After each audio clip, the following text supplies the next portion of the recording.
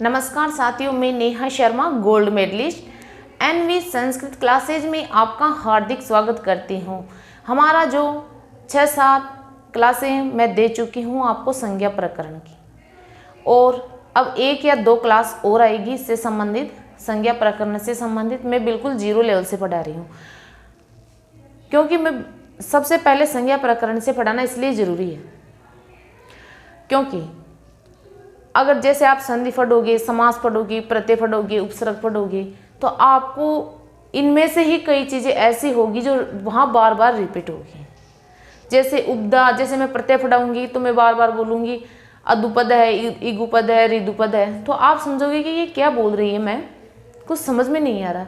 लेकिन वो चीज़ें मैं आपको पहले यहाँ बता दूँगी, तो फिर आपके लिए वो चीज़ नई नहीं होगी। आप ऐसे सोचोगे कि ये चीज़ें तो हमें आती हैं, हमने पढ़ रखी है, लेकिन जब ये चीज़ें आपने नहीं पढ़ रखी हो तो आपको वो टॉपिक समझ में नहीं आएगा और बिल्कुल बोरिंग टॉपिक लगेगा आपको। इसलिए मैं आपको बिल्कुल बेसिक से 0 लेवल से पढ़ा रही हूँ, और इसमें जितने भी ज़रूरी या इम्पोर्टेंट संज्ञा हैं वो मैं सभी आपको कंप्लीट करवा रही हूँ, है ना। और पढ़ना भी ज़रूरी है, इस टॉपिक को तो गहराई से पढ़ना ज़रूरी है हर कैंडिडेट के लिए, चाहे वो 1st ग्रेड के लिए हो, चाहे 2nd ग्रेड के लिए हो, चाहे 3rd ग्रेड के लिए हो, या चाहे रीट के लिए हो। इस टॉपिक को अगर आप 0 लेवल से पढ़ लेते हो तो फिर आपको ज़्यादा दिक्कत आगे नहीं आती है। ठीक है, हम आगे बढ़ते हैं। आप क्लास को शेयर भी नहीं करोगे, लाइक भी नहीं करोगे और सब्सक्राइब भी नहीं करोगे, इसलिए आपको कहने से कोई मतलब नहीं है। आपको अच्छा लगे तो कर देना, नहीं लगे तो मत करना। ठीक है, हम अपने सेशन की ओर बढ़ते हैं। अब हम बात कर रहे हैं उपदा संज्ञा की। उपदा संज्ञा विधायक सूत्र है अलो अंत्यात पूर्व उपदा। पहले तो आपको ये सूत्र लिखना आना चाहिए, यानी आप एक बार देख के लिखो, फिर बिना देखे आप प्रैक्टिस करके लिखना सीखो, फिर उसको तोड़ना सीखो। कल भी मैं आपको यही बात बोली थी। अल यानी वर्ण, अंत्यात यानी अंतिम, और पूर्व उपदा यानी पहले वाला वर्ण। उपदा संज्ञा विधायक सूत्र अर्थात किसी भी शब्द या धातु में, कोई भी शब्द हो या धातु हो में अंतिम वर्ण से पहले वाले वर्ण को उपदा कहते हैं। चाहे वो स्वर हो, पहले वाला, अंतिम से पहले वाला स्वर हो, चाहे व्यंजन हो, कोई भी हो सकता है। ये कोई जरूरी नहीं है कि वो स्वर ही हो या व्यंजन ही हो। क्लियर। अब जैसे आप एक नॉर्मल उदाहरण से आप समझ लीजिए इस चीज को पहले, फिर मैं आपको उदाहरण एग्जाम्पल की ओर ले चलती हूँ। जैसे कमल है, कमल है। अब ये परिभाषा क्या बोल रही है कि किसी भी शब्द या धातु में, कोई भी शब्द हो चाहे धातु हो, अंतिम वर्ण से, यानी अंतिम वर्ण कौन सा इसमें, ल, ये अंतिम वर्ण है ल। अंतिम वर्ण से पहले वाले वर्ण को, अंतिम वर्ण से पहले वाला अक्षर कौन सा है, मैं ही तो है, मैं। पहले वाले वर्ण को उपदा कहते हैं, यानी जो अंतिम लास्ट का अक्षर है ना, उससे जस्ट पहले वाला अक्षर ही उपदा कहलाता है, यानी सेकंड लास्ट बोल दो, या अंत से दूसरा, ऐसे भी बोल सकते हो आप, अंत से दूसरा या सेकंड लास्ट। ये बात आपको समझ में आई या नहीं आई? मैं आशा करती हूँ ये चीज़ आपको समझ में आ गई होगी। अगर ये आपको आ गई होगी तो आपको अब उपदा संज्ञा पढ़ने की जरूरत नहीं है, और उपदा संज्ञा के उदाहरण देखने की जरूरत नहीं है, क्योंकि मैंने आपको ये बहुत अच्छे तरीके से समझा दी। एक उदाहरण और समझा देती हूँ मैं आपको। जैसे है श्याम है, आपका श्याम ले लो।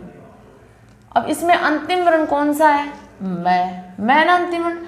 मैं से पहले कौन सा अक्षर है, या, तो इस या को ही उपदा बोलेंगे। बस सेकंड लास्ट या अंत से दूसरा ही उपदा कहलाता है। क्लियर है? That is clear. अगर ये चीज समझ में आ गई हो तो मैं आगे बढ़ूं। चलो मैं उदाहरणों की ओर बढ़ लेती हूं। उपदा, जैसे आपका श्याम है, पहले तो आप शब्दों को तोड़ोगे। जब भी आप कोई उदाहरण निकालोगे तो आप उसका मतलब कि उसको बिखेर दोगे। मतलब कि श्याम, अब देखो श्याम शब्द का निर्माण कैसे हुआ है, स, ये में आमिला, मैं में अमिला। ऐसे श्याम शब्द बनता है, क्योंकि हम स्वरों को तो स्वर स्वतंत्र होते हैं, स्वयं राजन्ते स्वतंत्रता, यानी स्वर स्वतंत्र होते हैं, उनको बोलने के लिए किसी स्वर की या व्यंजन की आवश्यकता नहीं होती है। व्यंजन परतंत्र है, उनको बोलने के लिए स्वरों की आवश्यकता पड़ती है। क्लियर? पहले आप शब्द को तोड़ोगे, श्याम को आप तोड़ लिए, अब लास्ट में क्या है? ए है ना। अब ए से पहले क्या है? मैं, तो इसमें आपका मैं उपदा है। मैंने ये केवल आपको समझाने के लिए ऐसा किया था। क्लियर? लेकिन आपको शब्दों को तोड़ना है और फिर उपदा संज्ञा बताना है। क्लियर? पति, तो इसको पति को तोड़ा मैंने और फिर लास्ट में क्या निकला आपके? तय, तो ये तय उपदा संज्ञा है। हविष, है को तोड़ा हविष को और लास्ट क्या है? ई, तो ये ई क्या है? उपदा वर्ण। शिक्षा, इसको पहले तोड़ा और सेकंड लास्ट क्या है आपके? श, इसलिए उपदा वर्ण। समझ में आ गया होगा। अगर समझ में नहीं आ रही कोई बात तो आप कमेंट बॉक्स में मुझे ज़रूर बताएं, ताकि मैं और भी ढंग से समझाऊँ आपको। अब आपके अदुपद, इगुपद और ऋदुपद, ये 3 प्रकार की उपधाएं होती है। ये क्या होती है, इनको भी मैं जरा समझा देती हूँ। अदुपद, इसको तोड़ो, अत उपद, रश्व ए उपधा वाली धातु, यानी उपधा में रश्व ए ही हो ना चाहिए, ये शर्त है, ये कंडीशन है। जैसे पट, मैं इसको तोड़ी तो उपधा में रश्व आया। गम, इसको मैं तोड़ी, उपधा में ए आया। इगुपद, यानी इक वर्ण उपधा वाली धातु है। इक, ई, उ, री, ली, ई, उ, री, ली, ये 4 धातुएं ही उपधा में आनी चाहिए, इनके अलावा 5वीं धातु नहीं आनी चाहिए। ई, उ, री, ली, ये 4 धातुएं ही मध्य में आनी चाहिए और नहीं आनी चाहिए। जैसे आपके ये हो गया शिक्ष, तो इसमें ये हो गया भुज, आपकी ये हो गया। फिर आपके ऋदुपद, रश्व री उपधा वाली धातु, इसका ये उदाहरण है आपका शिक्ष का, ये मत लेना आप, ये मत लेना आप कंफ्यूज हो जाओगे इसमें। रश्व री उपधा वाली धातु, जैसे नृत्य, तो इसमें उपधा में री आना चाहिए।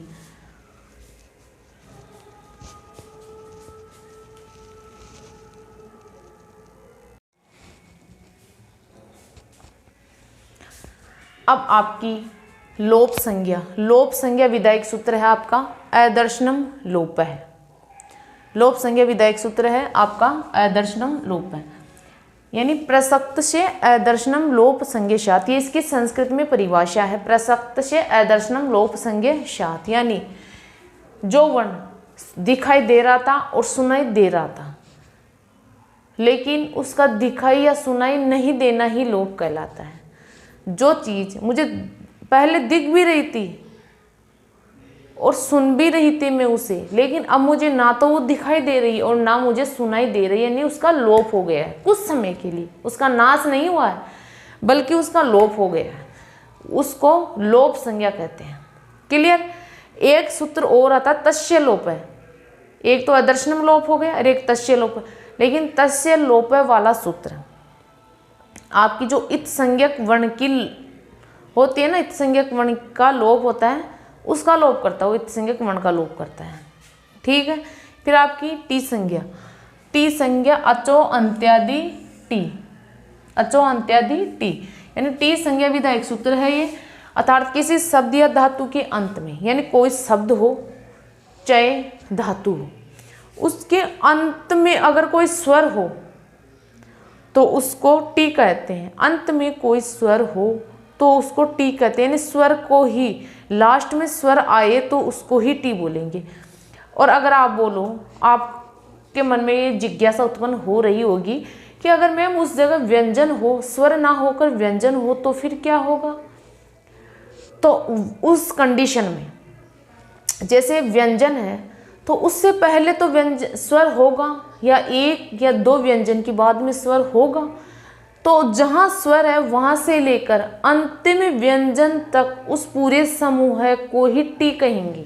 यह है जैसे मोहन है, अब इसको आप पहले तोड़ना सीखो, तोड़ना आना चाहिए आपको कि मोहन किन किन स्वरों से और किन किन व्यंजनों से मिलकर बना है। पहले तो आपको ये चीज़ आनी चाहिए, बेसिकली आनी चाहिए आपको ये चीज़, तब ही आप ये चीज़ समझ पाओगे, वरना नहीं समझ पाओगे। ठीक है, जैसे मोहन, इसको मैंने तोड़ दिया, अब इसके लास्ट में क्या है, लास्ट में इसके स्वर है, इसलिए ये टी है, मैं बोल दूँ टी है।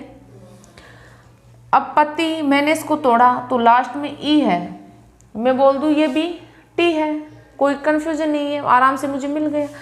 लेकिन चंद्रमश, मैंने इसको तोड़ा तो लास्ट में इसके तो व्यंजन है, अब व्यंजन को तो टी बोलते ही नहीं है, यानी स्वर को ही टी बोलते हैं। तो मैं फिर आगे बढ़ी तो मुझे ए मिल गया, यानी फिर ये ए मिल गया तो फिर ऐसे लेकर इस स तक इस पूरे समूह को ही टी बोलेंगे। इसमें टी अस है, इसमें अ है और इसमें ई है। ठीक है, अगर ये ए यहाँ नहीं होता, यहाँ होता तो ये इससे ऐसे आगे जितने भी व्यंजन होते वो सभी टी कहलाते हैं। बस यही बात है, टी यानी अंतिम स्वर को टी कहते हैं। क्लियर?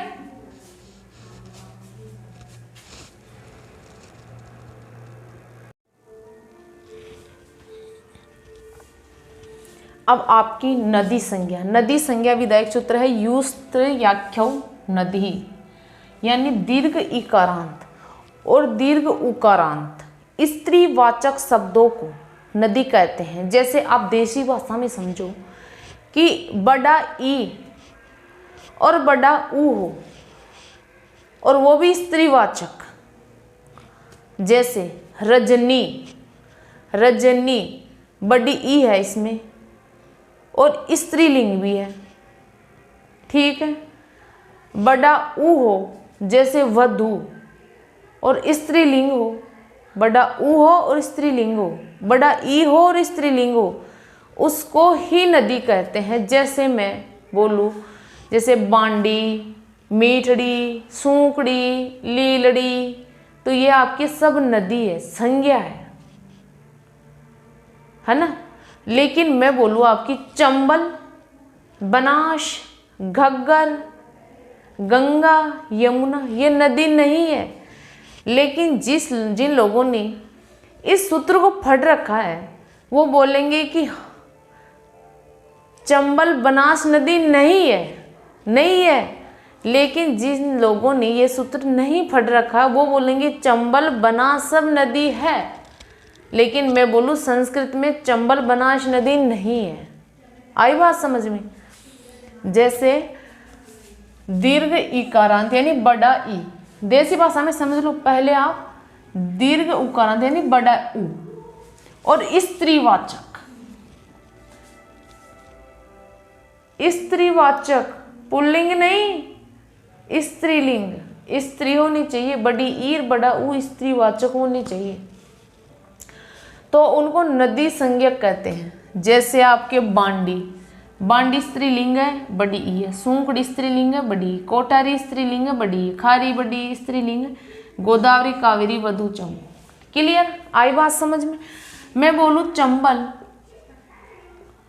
बनास, गंगा, नदी नहीं है, नहीं है नदी, नहीं है, बोलो, क्योंकि मैंने ये सूत्र पढ़ रखा है इसलिए मैं बोल सकती हूँ कि नदी नहीं है, संस्कृत भाषा में नदी नहीं है।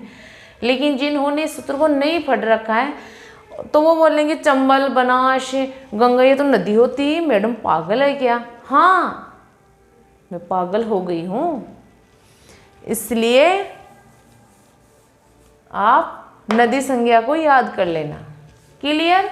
अब आगे बढ़ते हैं। एक नीति रस्वस्य, यह सूत्र क्या कहता है कि नित प्रत्यय आगे होने पर रस्व इकारांत नदी संज्ञा तो भाई बड़ा ई और बड़ा ऊ और स्त्रीलिंग उसकी होती है। लेकिन यह सूत्र कहता है कि नित प्रत्यय, यानी नित प्रत्यय ये होते हैं आपके, नित प्रत्यय ये होते हैं ने, नसी, नस, ने, नसी, नस, है ना, और नी, ये आपके नित प्रत्याहार कहलाते हैं। 4 चतुर्थी, पंचमी, षष्ठी, सप्तमी, ने, नसी, नस और नी, ये 4 प्रत्यय नित प्रत्यय में आते हैं। क्लियर।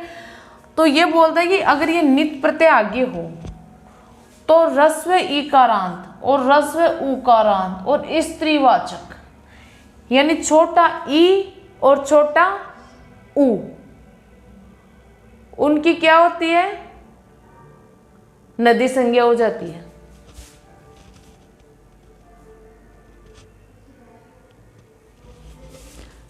इस सूत्र की सहायता से आगे ये हो